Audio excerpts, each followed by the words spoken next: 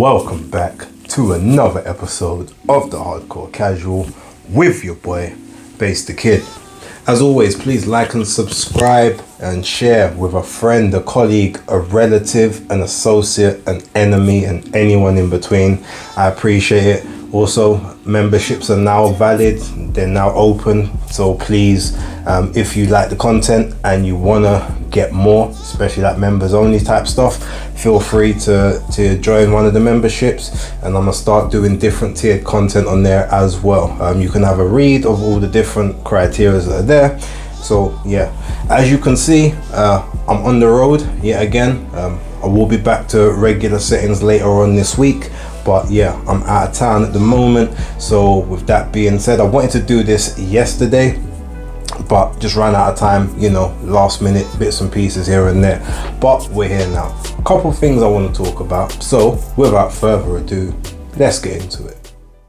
So according to Sky Sports News, and I think possibly TalkSport as well, Dillian Whyte over the weekend signed the contract to face Anthony Joshua for the 12th of August 2023 at the O2 Arena.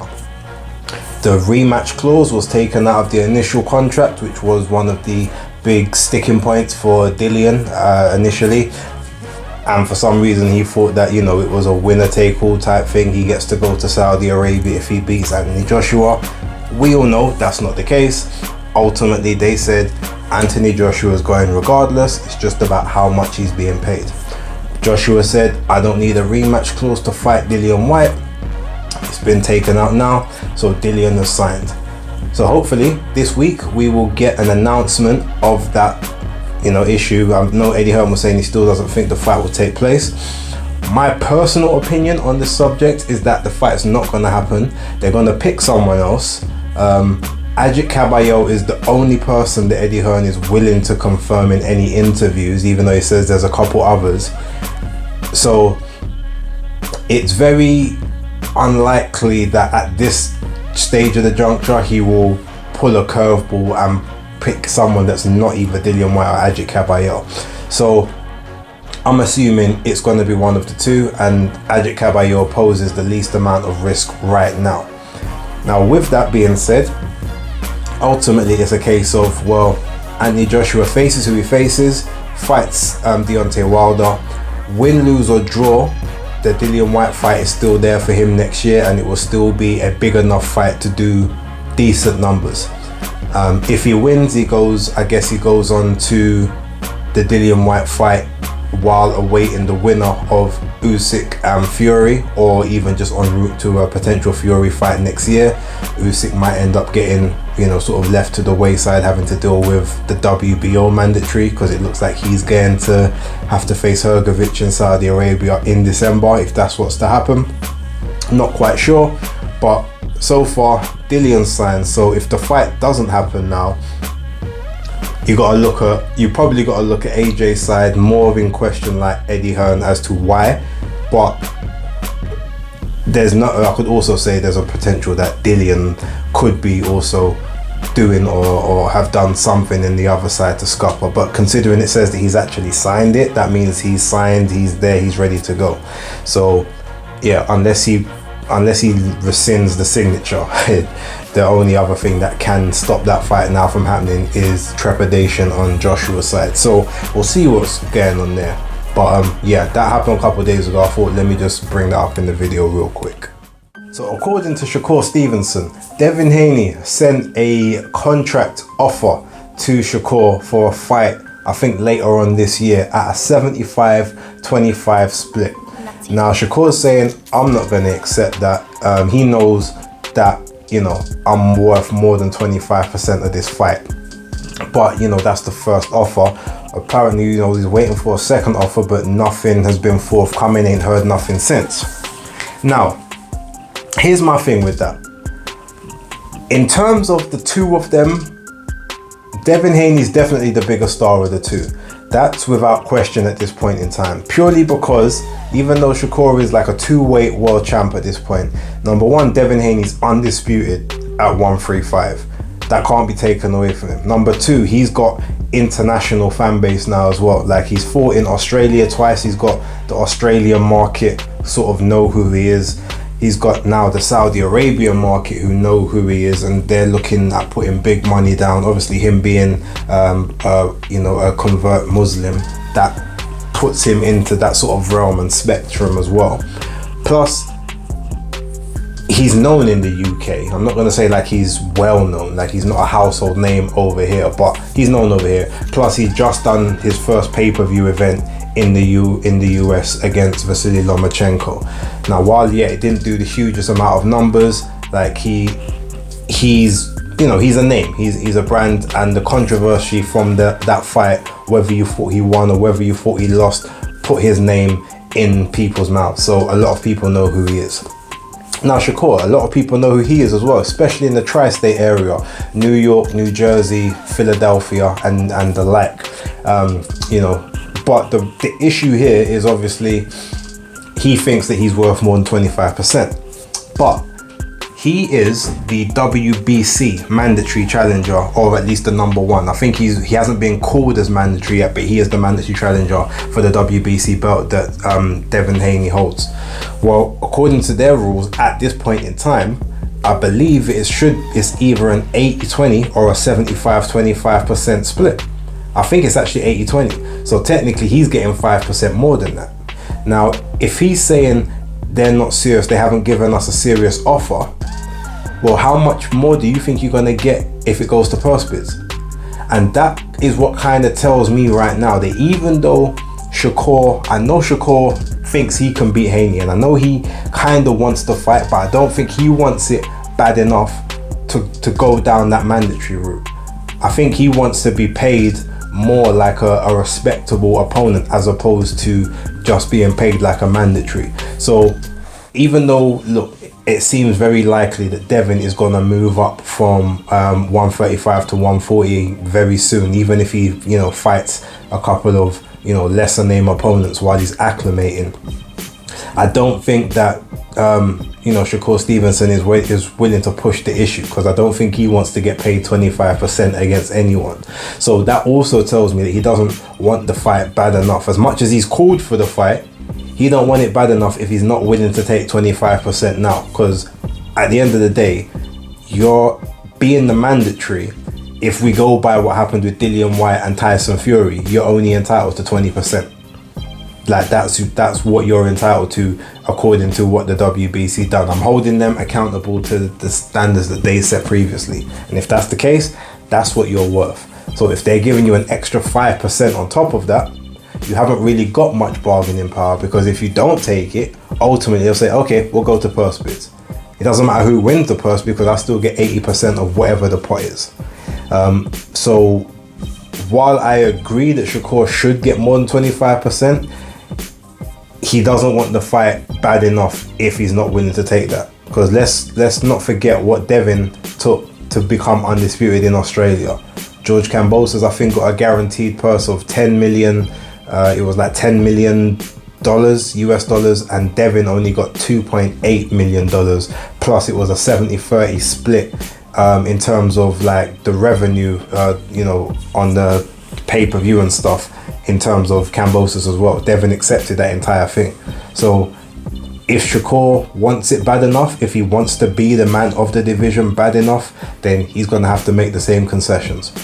I don't think he will, but I'm here to be proven wrong. And again, I'm not saying that he don't want to fight Devin, or he don't think he beats Devin or whatever. I'm just saying I don't think he wants to fight bad enough to accept the terms he's been offered. And at the end of the day, that's up to you to decide whether that's the right or the wrong move. I think lastly, I just want to talk about the whole Canelo Alvarez and Jermell Charlo thing again, real brief. Now, we was talking the other day about obviously coming up 2 weight divisions, and how, Jermell, people think, oh, well, it's 2 weight divisions. How often does someone come up from 2 weight divisions and actually won the match, let alone not get knocked out? Now, I gave some examples of obviously people that have managed to do it. You had Bam Rodriguez, went from light fly to super fly, won a title, then defended it 2 times, and then dropped back down to flyweight to win a belt there. you had Canelo Alvarez, who jumped up from 160 to 175 to KO Sergey Kovalev. But then on the other side again, you had what's his name, Guillermo Rigondeaux get stopped by Vasily Lomachenko, coming up 2 weight divisions. I think after already stepping up an additional weight class from where he was. You had Mikey Garcia, not getting stopped or even really hurt by, Errol Spence, but, soundly beaten on the cards by Errol Spence, coming up 2 weight divisions from 135 to 147. You had Amir Khan getting knocked out brutally by Canelo Alvarez, coming up 2 weight divisions to face him. You had Kell Brook getting his eye socket broken and stopped in the 5th round against Gennady Golovkin, coming up 2 weight divisions. So in the annals of history, generally speaking, it doesn't favor the person that's coming up. However, Jermell Charlo, as we said before, naturally tall, is about 6 foot, 6'1". His frame might be slightly more slender than Canelo's, but it's bigger to be able to apply more size if necessary. He probably walks around at about the same weight that Canelo walks around out of camp, potentially even a little bit more. And outside of all of that, I didn't see anyone moaning at Errol Spence Jr. when he brought Mikey Garcia up 2 weight divisions rather than face Terence Crawford, when he moved up to 147 and actually had a belt. So, Mikey Garcia moved up to 2 weight divisions. People don't seem to say anything about Gervonta Davis when he brought up Leo Santa Cruz, who's a 126 guy, even though technically he started off at 118, went to 122, was at 126, moved up to 130. Gervonta obviously dropped down to 130 to take the fight as well, but again, a smaller guy coming up. Generally speaking, Gervonta also brought up Hector Luis Garcia as a quote-unquote tune-up for Mikey Garcia, but brought him up from another weight class. It wasn't 2 weight classes below, but it was being brought up from a weight class. And on the whole, I didn't see a lot of people moaning about that, or moaning about Errol, or people moaning about Canelo facing Kovalev, 2 weight classes above. So the way I kind of see it is, for people who are moaning now, it's agenda driven. They said that Canelo wouldn't fight PBC fighters. They said Canelo doesn't fight black fighters. Yep, that was a narrative that they said, even though he's fought Daniel Jacobs and other people in the past. I'm not even gonna name all the names, but Jacobs, Austin Trout, Lara, all black fighters he's fought them, but he doesn't fight black fighters apparently. Okay, well now he's fighting Jermell Charlo. The narrative, he doesn't want to fight David Benavidez, or he's running from the PBC guys, but he signed a 3-fight deal with PBC. Of course, Benavidez has to be in that running, and if he's not in that running, it's his own fault. Because if you have to look at it, if Al Heyman wants to make that fight, he will make that fight. Al Heyman's not going to say to David, no, you will not fight Canelo no matter what. You might have to wait till the 3rd fight potentially, if Al Heyman thinks that's the best chance of you to get him to continue on the PBC legacy. But if he signed the 3-fight deal, that means he signed with the intentions of fighting 3 of it has to be the top PBC guys, or the guys that are going to generate money. Jermell Charlo generates money because it's undisputed versus undisputed. Potential Jermall Charlo coming back to avenge his brother's loss, if that's what happens, that's another potential. Demetrius Andrade is over there now, that's another potential. David Benavidez, possibly an Errol Spence down the line. So the way I kind of see it, anyone who's moaning is a hypocrite. But I don't give Jermell a huge chance in this fight either.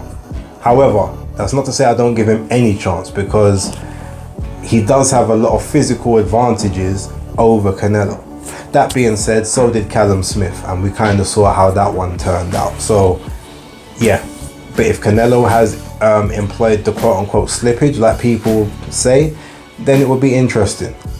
If Jermell's hand is fully healed and he hasn't suffered too much ring rust being out of the ring, then Derek James has got a live job on his hand, but he can probably get it done. So yeah, that's kind of my thoughts on that. I won't really go too much more into it. there's probably other things I could address, but for right now, because I want to kind of get into the city and do my thing, but I'm gonna leave it there for now. Don't forget, Undisputed Podcast channel tomorrow. Nonito Donaire will be on the channel from 9 o'clock onwards. We'll be doing an exclusive interview, myself and Tony the Pugilist Boy. So please make sure you join in. If you don't have it, I'll leave the channel link in the description box, so you guys can hop over to there. The stream should be up either later on today or tomorrow morning, just so you guys have the stream there to click. And yeah, we will see you then. But for right now, remember, those memberships are there, so grab one if you're interested. Thank you very much for watching. Like and subscribe. And for right now, it's the Hardcore Casual out.